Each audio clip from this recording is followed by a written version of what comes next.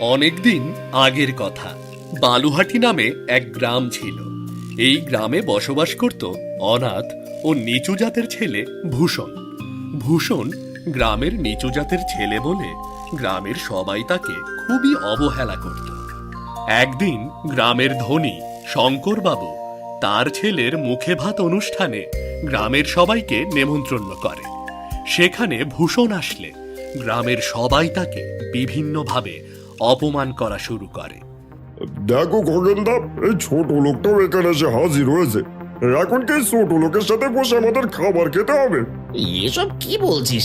এর সাথে বসে খাবার খাবো মানে? এই ছোট লোক, তুই এখানে এসেছিস কেন? এসব কি বলছো তোমরা? শঙ্কর বাবু তো গ্রামের সবাইকে নেমন্ত্রণ করেছে। হ্যাঁ, গ্রামের সবাইকে নেমন্তন্ন করেছে বলে কি তোকেও নেমন্তন্ন করেছে? আরে তুই হলি এই গ্রামের একমাত্র নিচু জাতির মানুষ।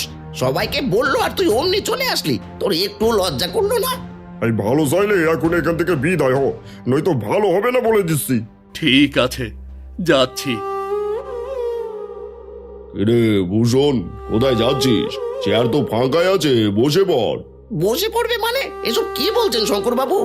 ও হলো নিচু জাতের মানুষ। আমরা কেউ সাথে বসে খাবার খাবো? নিচু জাতের হয়েছে বলেই কি ওর সাথে বসে খাওয়ার খাওয়া যাবে না? না, আমরা ওর সাথে বসে খাবার খেতে পারবো না। আর যদি আমাদের জোর করেন তাহলে আমরা না খেয়ে চলে যাব। থাক বাবু, আমার জন্য আর আপনার অনুষ্ঠান নষ্ট করতে হবে না। আমি চলে যাচ্ছি বাবু। কোথায় যাবি? আমি তোর অন্য কোথাও খাওয়ার ব্যবস্থা করছি। আয়, তুই আমার সাথে আয়। বস, তুই এখানেই বস, আমি তোর খাবার দিতে বলছি।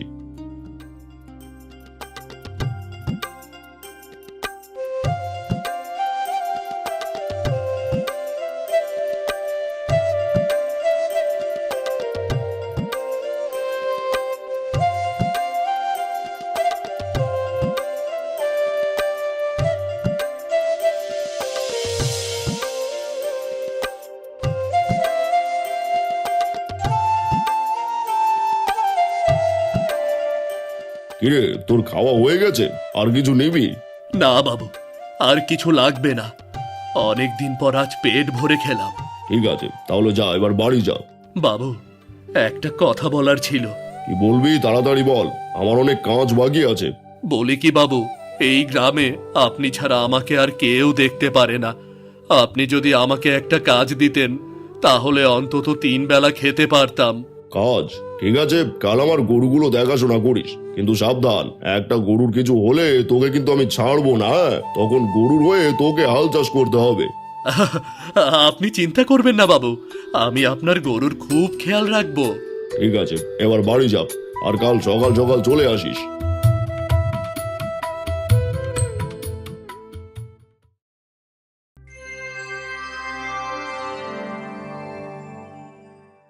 এরপর থেকে ভূষণ প্রতিদিন শঙ্করবাবুর গরুগুলোকে নিয়ে এসে মাঠে খাওয়াতে থাকে। এভাবে কিছুদিন কেটে যায়। একদিন ভূষণ বনের ধারে গরুগুলোকে খাওয়াচ্ছিল। হঠাৎ একটা গরু বনের মধ্যে ঢুকে পড়ে। তখন গরুটাকে ফিরিয়ে আনতে ভূষণও বনের মধ্যে ঢুকে পড়ে।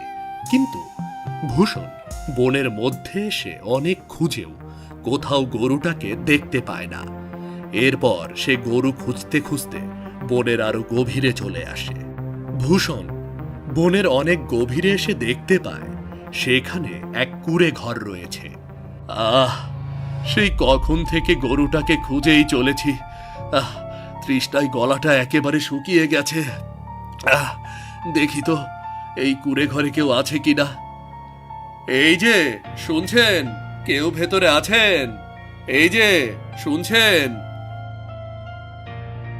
কি ব্যাপার, ঘর থেকে তো কোনো সারা শব্দই আসছে না।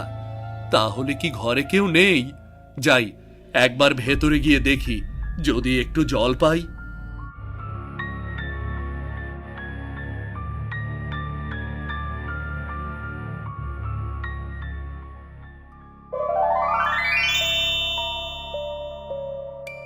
এ আমি কোথায় এলাম? বাইরে দেখে তো কুঁড়ে ঘর মনে হচ্ছিল, হঠাৎ ভেতরে আসতেই সবকিছু পাল্টে গেল কি করে? আর এই দরজাটা এলো কোথা থেকে? আর দরজার ভেতরেই বা কি আছে? এ কি, বাইরে থেকে কুঁড়ে ঘর, আর ভেতরে তো পুরো স্বর্গরাজ্য। না না না না, এসেই যখন পড়েছি একবার স্বর্গরাজ্য থেকে ঘুরে আসি।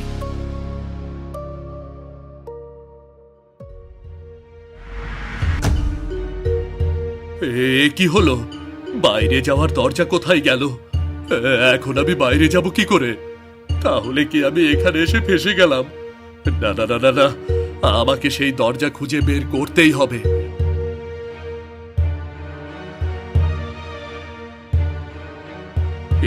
কি, এই হরিণটা এভাবে চোখের জল ফেলছে কেন?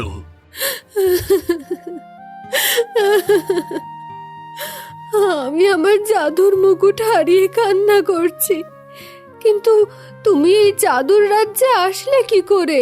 তার মানে আমি ভুল করে জাদুর রাজ্যে ঢুকে পড়েছি। হ্যাঁ, তুমি এখন জাদুর রাজ্যে আছো। তাহলে আমি এই জাদুর রাজ্য থেকে বের হব কি করে? এখান থেকে ফিরে যেতে আমাকে কি করতে হবে? এই জাদুর রাজ্য থেকে বের হতে হলে তোমার কাছে দুটো জাদুকরি জিনিস থাকতে হবে, তাহলে তুমি যখন ইচ্ছা তোমার আগের জায়গায় ফিরে যেতে পারবে। কিন্তু কি সেই জাদুকরি জিনিস, আর আমি তা কোথায় পাবো? এই জাদুর রাজ্যে অনেক জাদুকরি জিনিস আছে, সেগুলো পেতে হলে তোমাকে এই জাদুর রাজ্যে বিপদে পড়া সবাইকে বিপদ মুক্ত করতে হবে। তারা যদি তোমাকে খুশি হয়ে একটি করে জাদুকরি জিনিস দেয়, তাহলে তুমি তোমার জায়গায় ফিরে যেতে পারবে। কিন্তু আমি তো একজন সাধারণ ছেলে, আমি কিভাবে অন্যের সাহায্য করব?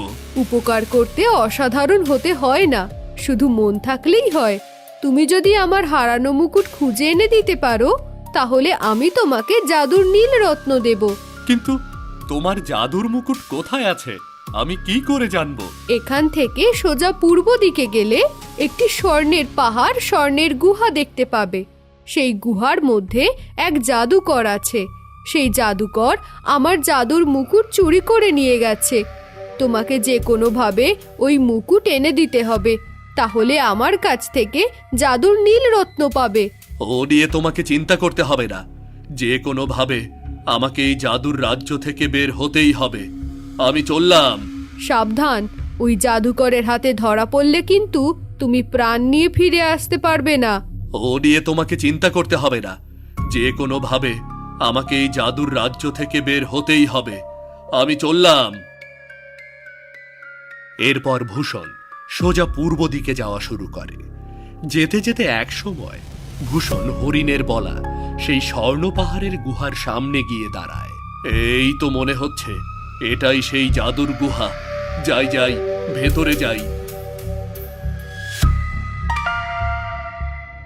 জাদুকর চোখ বন্ধ করে তন্ত্রমন্ত্র পাঠ করছে।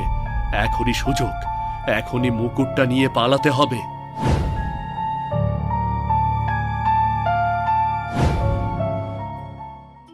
তুমি এসেছো এসেছো তাহলে? হ্যাঁ এসেছি, এই নাও তোমার জাদুর মুকুট।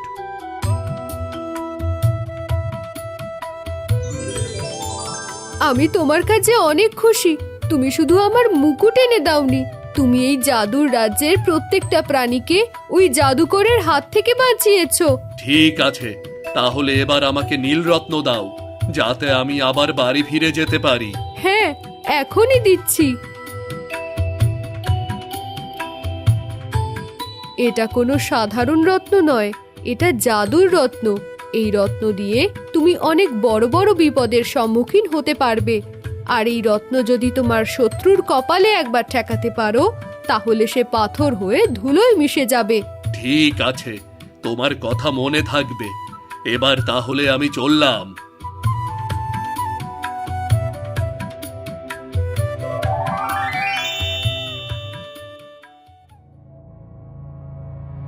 এ কি, এখানে আবার দরজা কিসের? নিশ্চয়ই কেউ বিপদে পড়েছে, যার কারণে এই দরজা আমার সামনে এসেছে। হয়তো এই দরজা দিয়ে গেলেই বিপদে পড়া কারো কাছে পৌঁছানো যাবে। এরপর ভূষণ জাদুর দরজা দিয়ে এক জাদুর মরুভূমিতে এসে পৌঁছায়, যেখানে চারিপাশে শুধু বালি আর বালি। এটা দেখে ভূষণ কোনো কিছু না ভেবে সোজা সামনের দিকে এগিয়ে যেতে থাকে। এদিকে মরুভূমির মাঝে বসবাস করত এক বামন জাতি, যারা একটা বড় সমস্যার মধ্যে পড়েছিল। কারণ এই মরুভূমিতেই বসবাস করত এক ভয়ঙ্কর দৈত্যকার সাপ। সে মাঝে মধ্যেই বামনদের ধরে খেয়ে ফেলত, যার কারণে আজ বামনেরা সবাই মিলে অনেক বুদ্ধি খাটিয়ে সাপটাকে ধরে ফেলে। কিন্তু তারা সাপটাকে ধরে পড়ে যায় আরো মহাবিপদে, কারণ তারা কোনোভাবেই সাপটাকে কাবু করতে পারছিল না। এমন সময় ভূষণ সেখানে গিয়ে দাঁড়ায়। কি এখানে কি হচ্ছে এসব? এসেছো এসেছো তুমি, এবার আমাদের এই কালনাগের হাত থেকে বাঁচাও, নয়তো এই কালনাগ আমাদের সবাইকে এক এক করে খেয়ে ফেলবে। কিন্তু আমি তো সাধারণ মানুষ, ভুল করে এই জাদুর রাজ্যে ঢুকে পড়েছি। তাছাড়া আমি কি করে ওই দৈত্যাকার সাপের হাত থেকে তোমাদের বাঁচাবো? না, তুমি কোনো সাধারণ মানুষ নও, আর কোনো সাধারণ মানুষ আপনা আপনি থেকে এখানে আসতে পারে না। তুমি আমাদের সাহায্য করবে বলে এখানে এসেছো। এখন যেভাবে পারো এই হিংস্র কালনাগকে শেষ করে দাও। হ্যাঁ হ্যাঁ, আমি এই কাল সাপকে শেষ করতে পারবো।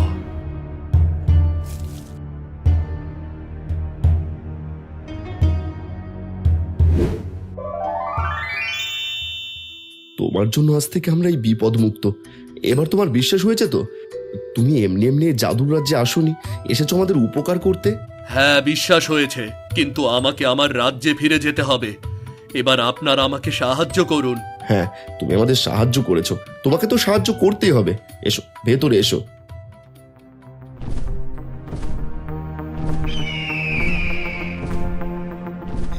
এ কি হলো? এই মরুভূমির দানবকে মারার সঙ্গে সঙ্গে পাহাড়ি দানব এসে আমার বোবা ছেলেটাকেও তুলে নিয়ে গেল। এই পাহাড়ি দানবটা আবার কে? ওইটা পাহাড়ে থাকা একমাত্র দৈত্যাকার পাখি। এতদিন মরুভূমিতে কালনাগ ছিল বলে ভয়ে আসতে পারিনি। এখন যেই দেখেছে কালনাগ আর নেই, হোমনে এসে তাণ্ডব শুরু করেছে। তুই আমার ছেলেটাকে ওই পাখির হাত থেকে বাঁচাও। কিন্তু ওই পাখি আপনার ছেলেকে নিয়ে কোথায় গেছে? কোথায় আর যাবে? নিশ্চয়ই পাহাড়ের চূড়ার উপর নিয়ে গেছে। কিন্তু আমি এত অল্প সময়ে অত দূরের পাহাড়ের চূড়ায় যাব কি করে? ওই পাখিটা তো এর আগেই একটা ক্ষতি করে ফেলবে। ও নিয়ে তোমাকে চিন্তা করতে হবে না। এই দেখছিস কি, নিয়ে আয় ওটা।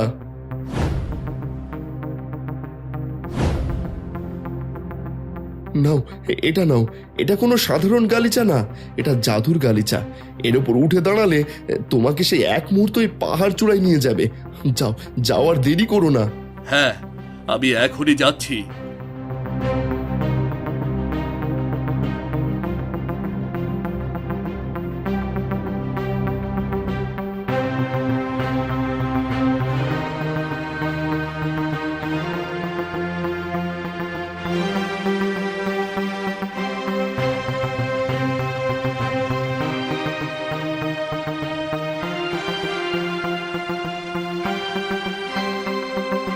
ওরে দুষ্টু পাখি, ছেড়ে দে ওকে, নয়তো আজ তোর প্রাণ নিয়ে নেব।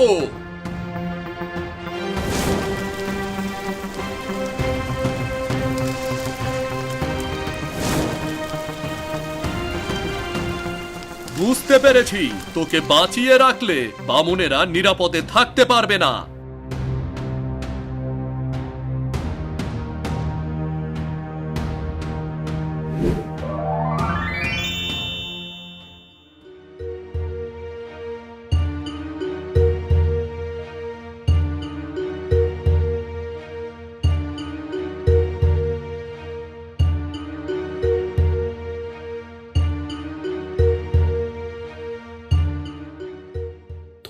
তোমাকে অনেক ধন্যবাদ। তুমি না আসলে আমি আমার সন্তানকে কখনোই ফিরে পেতাম না। এখন থেকে আপনাদের আর কোনো চিন্তা নেই। আমি ওই পাহাড়ের দানবটাকে শেষ করে দিয়েছি। এবার থেকে আপনারা নিশ্চিন্তে বসবাস করবেন। এবার আপনি আমাকে ফিরে যাওয়ার ব্যবস্থা করে দিন। ঠিক আছে, তুমি ফিরে যেতে চাইলে তোমার নীলরত্ন এই জাদুর গালিচার উপর রাখো, তাহলে তুমি এই জাদুর রাজ্য থেকে বেরিয়ে যাবে।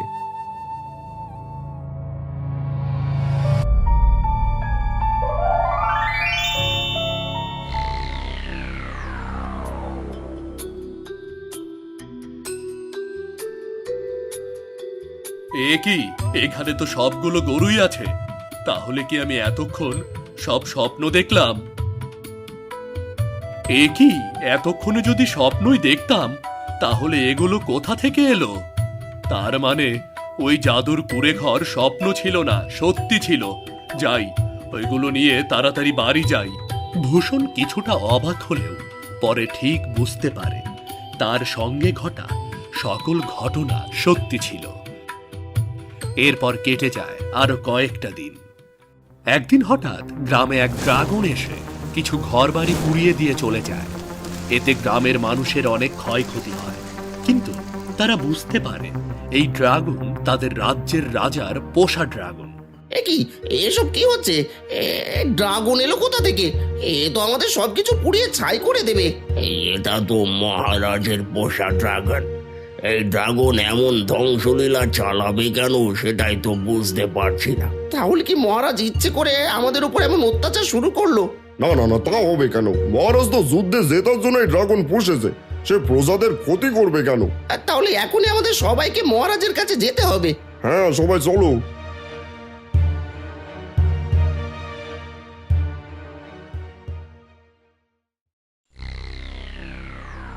মহারাজ, আপনার পোষা ড্রাগন আমাদের ঘর বাড়ি ফসল সবকিছু জ্বালিয়ে দিচ্ছে। এমন ভাবে চললে তো আমরা না খেয়ে মরে যাব। হ্যাঁ মহারাজ, আপনার পোষা ড্রাগন আমাদের একেবারে নিঃস্ব করে দিয়েছে। আপনি কিছু একটা করুন। আমাকে সবাই ক্ষমা করো। যুদ্ধে জেতার জন্য এই ড্রাগন পুষেছিলাম, কিন্তু এই ড্রাগন আমার অবাধ্য হবে তা কখনো ভাবিনি। এখন এই ড্রাগন নিজের মতো ধ্বংসলীলা চালাচ্ছে। আমি অনেক চেষ্টা করে ওকে থামাতে পারছি না। তাহলে তাহলে কি আমাদের বাঁচার কোনো উপায় নেই? আমি অনেকভাবে ওই ড্রাগনকে মারার চেষ্টা করেছি, কিন্তু ওর শক্তির কাছে বারবার পরাজিত হয়েছি। তবে তোমাদের মধ্যে যদি কেউ ওই ড্রাগনকে মেরে ফেলতে পারো তাহলে আমি তাকে অনেক বড় পুরস্কার দেব। এবার তোমরা যেতে পারো। রাজার এমন কথা শুনে সবাই নিরাশ হয়ে সেখান থেকে চলে যায়।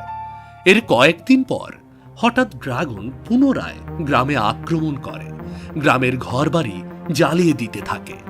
এমন অবস্থা দেখে গ্রামের লোকজন প্রাণের ভয়ে দৌড়ে পালাতে থাকে। কি হয়েছে কাকা, এভাবে দৌড়াচ্ছেন কেন? ওরে ভূষণ, গ্রামে আবার সেই ড্রাগন আক্রমণ করেছে। গ্রামের সব ঘর বাড়ি মানুষজন পুড়িয়ে ছাই করে দিচ্ছে। প্রাণ নিয়ে বাঁচতে চাইলে এখনই পালা। না না না না, এভাবে বসে থাকলে চলবে না, আমাকে একটা কিছু করতেই হবে।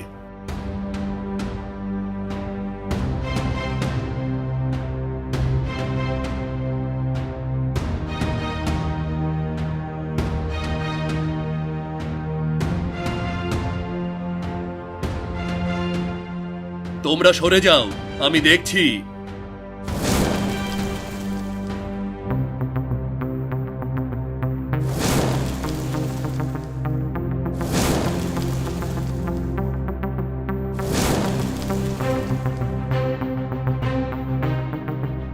দুষ্টু ড্রাগন, তুই অনেক ক্ষতি করেছিস, এবার তোকে মজা দেখাচ্ছি।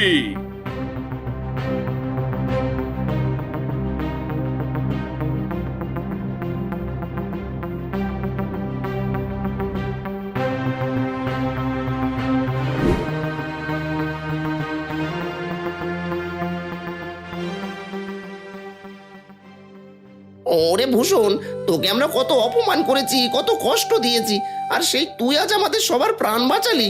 আরে ভূষণ, তুই নিচু জাতের বলে তোকে কত অপমান করেছি। কখনো নিজেদের কাছে ঘেঁষতে দিইনি, একসঙ্গে খাবার খেতে দিইনি। তুই আমাদের ক্ষমা করে দে। দেখলে তো, জাতপাত বলে কিছুই হয় না, আসল বিষয় তো মনুষ্যত্ব। যার মধ্যে মনুষ্যত্ব আছে সেই তো আসল মানুষ। হ্যাঁ কাকা, দেখেছি আর বুঝতেও পেরেছি। আজ থেকে আমরা আর কোনো জাতের পার্থক্য দেখবো না, শুধু দেখবো মনুষ্যত্ব। ভূষণ, তুই আমাদের ক্ষমা করে দে। অবশেষে গ্রামের সবাই তাদের ভুল বুঝতে পারে।